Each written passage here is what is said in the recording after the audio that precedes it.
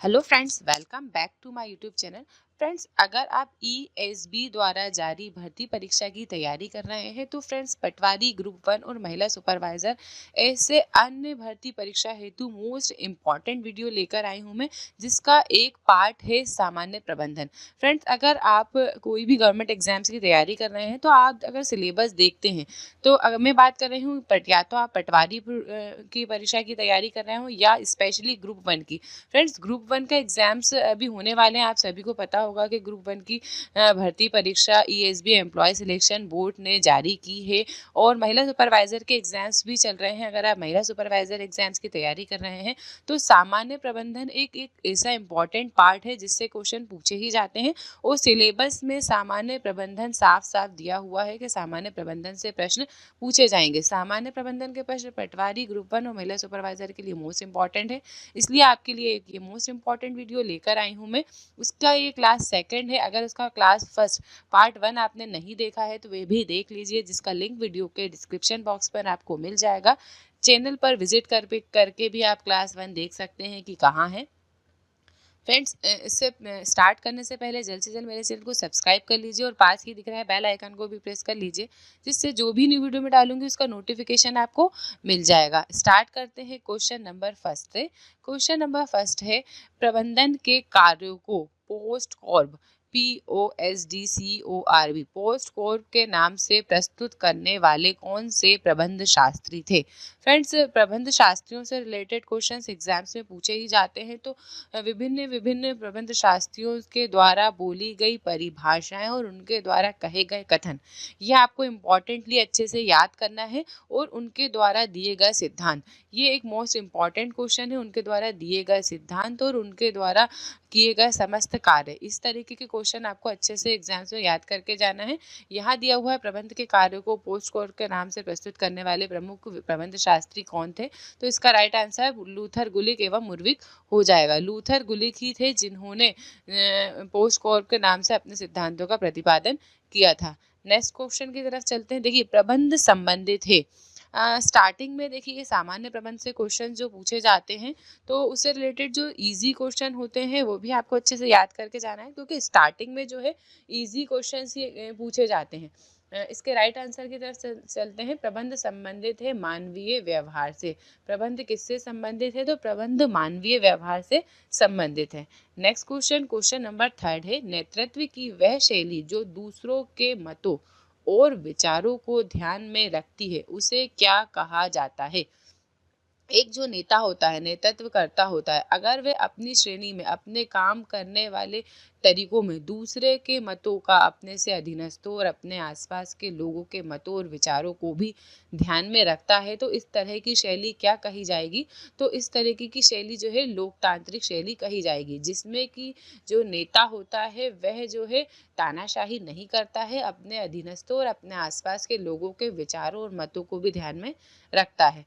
Next question, question number 4 है, प्रबंध में परिवर्तन अनिवार्य है, यह कथन किसका है। देखिए, फिर इस टाइप का क्वेश्चन आपको देखने को मिला कि प्रबंध में परिवर्तन अनिवार्य है, ये कथन किसका है। आप अगर प्रबंध की तैयारी कर रहे हैं फ्रेंड्स, अभी आप अगर ग्रुप 1 के एग्जाम्स की तैयारी कर रहे हैं तो सामान्य प्रबंधन एक ऐसा इंपॉर्टेंट पार्ट है कि जिससे रिलेटेड क्वेश्चंस आपको देखने को नहीं मिलते हैं। उससे रिलेटेड बहुत सारे वीडियोज़ भी आपको नहीं मिलते हैं, कुछ चुने हुए ही वीडियोज़ आपको देखने को मिलेंगे। इसलिए मैं प्रबंध से रिलेटेड पूरा कोर्स आपको यहाँ कवर करवाने वाली हूँ। अगर आप मेरे चैनल से नहीं जुड़े हैं तो अभी भी जुड़ जाइए, ताकि सामान्य प्रबंध का पूरा सिलेबस मैं आपको यहाँ पे कवर करवा पाऊँ। यहाँ पे क्वेश्चन दिया है, प्रबंध में परिवर्तन अनिवार्य है, ये कथन किसका है, तो फ्रेंड्स ये कथन जो है लुइस एलन का है। प्रबंध में परिवर्तन अनिवार्य है, ये कथन लुइस एलन का दिया गया है। फ्रेंड्स, कथन आपको अच्छे से याद करना है, परिभाषाएं आपको अच्छे से याद करनी है, जो कि एग्जाम्स में पूछी ही जाती हैं। नेक्स्ट क्वेश्चन है क्वेश्चन नंबर 5, निम्न में से कौन सा आधुनिक नियंत्रण का आधार या विधि है। आधुनिक नियंत्रण जो कि प्रबंध का एक कार्य है, तो यहाँ पूछा गया है आधुनिक नियंत्रण का आधार या विधि बताना है, तो इसका राइट आंसर है आंतरिक अंकेक्षण। आंतरिक अंकेक्षण जो कि आधुनिक नियंत्रण की विधि है, ये इससे पहले आंतरिक निरीक्षण नहीं किया जाता था, आंतरिक अंकेक्षण नहीं किया जाता था, केवल बाह्य अंकेक्षण या अंकेक्षण ही किया जाता था। अब क्या होता है, जब अपन प्रबंध कर रहे होते हैं तब मेन जो अंकेक्षण होता है उसके स्टार्ट होने से पहले जो प्रबंध करता होता है सबसे पहले जो है आंतरिक अंकेक्षण कराता है, तो जिससे कि होने वाली त्रुटियों को मेन जो अंकेक्षण होता है उसके होने से पहले ही सुधार लिया जाता है, तो उसे बोलते हैं आंतरिक अंकेक्षण, जिसमें स्वयं का ही निरीक्षण किया जाता है। नेक्स्ट क्वेश्चन की तरफ चलते हैं। नेक्स्ट क्वेश्चन है असंसाधित वस्तुओं का संग्रह कहलाता है। इसके राइट आंसर की तरफ चलते हैं, तो डाटा। असंसाधित वस्तुओं का संग्रहण क्या कहलाता है? डाटा कहलाता है। नेक्स्ट क्वेश्चन की तरफ चलते हैं। नेक्स्ट क्वेश्चन है क्वेश्चन नंबर 7। हेनरी फ्योल का जन्म कहाँ हुआ था? फ्रेंड्स, हेनरी फ्योल हो गया, लूथर गिलिक हो गया और FW टेलर, ये प्रबंध के मोस्ट इम्पॉर्टेंट प्रबंध शास्त्री हैं। इनसे रिलेटेड क्वेश्चंस पूछे ही जाते हैं जो कि आपको अच्छे से याद होंगे, लेकिन इनसे रिलेटेड क्वेश्चंस आपको बहुत अच्छे से कवर करके जाने हैं ताकि इनसे रिलेटेड कोई भी क्वेश्चन का आंसर आप सही टिक करके आएँ और गलत बिल्कुल ना करके आएँ। नेक्स्ट इसके आंसर की तरफ चलते हैं। फ्रांस में, देखो हेनरी फ्योल का जन्म फ्रांस में हुआ था। ये एक फ्रांसीसी प्रबंध शास्त्री थे और ये भी उनसे पूछा जाता है कई बार कि हेनरी फ्योल पेशे से क्या थे, तो पेशे से वे एक खनन इंजीनियर थे। ये क्वेश्चन आगे मैं आपको कवर करवाऊंगी, तो आप इसका राइट टिक बिल्कुल सही सही करके आना। हेनरी फ्योल पेशे से एक खनन इंजीनियर थे। नेक्स्ट क्वेश्चन की तरफ चलते हैं। क्वेश्चन नंबर 8 है हेनरी फ्योल का जन्म कब हुआ था? यहाँ कब पूछा गया है, मैंने इससे पहले कहाँ समझाया था, तो कहाँ हुआ था? फ्रांस में हुआ था। हेनरी फ्योल का जन्म कब हुआ था? इसका राइट आंसर है 1841 में, 1841 में जो है हेनरी फ्योल का जन्म फ्रांस में हुआ था। ये एक फ्रांसीसी प्रबंध शास्त्री थे। क्वेश्चन नंबर 9 है प्रबंध की सार्वभौमिक अवधारणा है। इसका राइट आंसर है हेनरी फ्योल की। हेनरी फ्योल ने जो प्रबंध की अवधारणा दी है, कौन सी अवधारणा दी है? तो प्रबंध की सार्वभौमिक अवधारणा दी है। नेक्स्ट क्वेश्चन की तरफ चलते हैं। क्वेश्चन नंबर 10 है हेनरी फ्योल ने प्रबंध के कितने सिद्धांतों का प्रतिपादन किया था? कौन से प्रबंध शास्त्री ने प्रबंध के कितने सिद्धांत दिए, ये भी क्वेश्चन आपको याद करके जाना है क्योंकि ये क्वेश्चन एग्जाम्स में पूछे ही जाते हैं। उर्बिक का भी पूछा जाता है। उर्बिक ने टोटल 8 सिद्धांत दिए थे। यहाँ हेनरी फ्योल का मैंने कवर किया है कि हेनरी फ्योल ने प्रबंध के कुल कितने सिद्धांत दिए थे, तब इसका राइट आंसर होगा 14। हेनरी फ्योल ने प्रबंध के टोटल 14 सिद्धांत दिए थे। नेक्स्ट क्वेश्चन की तरफ चलते हैं। क्वेश्चन नंबर 11 प्रबंध से आशय निर्णय लेना है, ये कथन किसका है? इसका राइट आंसर की तरफ चलते हैं। रॉस मुरे का। प्रबंध की परिभाषा उन्होंने किस तरीके से दी है कि अगर उनसे पूछा जाए कि प्रबंध क्या है, तब उन्होंने उसका जवाब दिया कि प्रबंध से आशय निर्णय लेना है।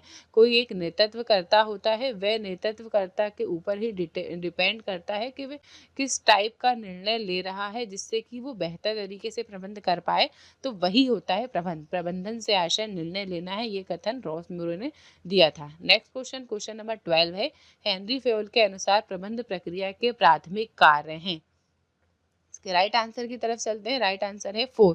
हेनरी फ्योल के अनुसार प्रबंध प्रक्रिया के टोटल 4 कार्य हैं। नेक्स्ट क्वेश्चन, क्वेश्चन नंबर 13 सामाजिक संबंध का मापन करने की समाजमितीय नामक तकनीक, समाजमितीय नामक जो है तकनीक है वह किसने विकसित की थी?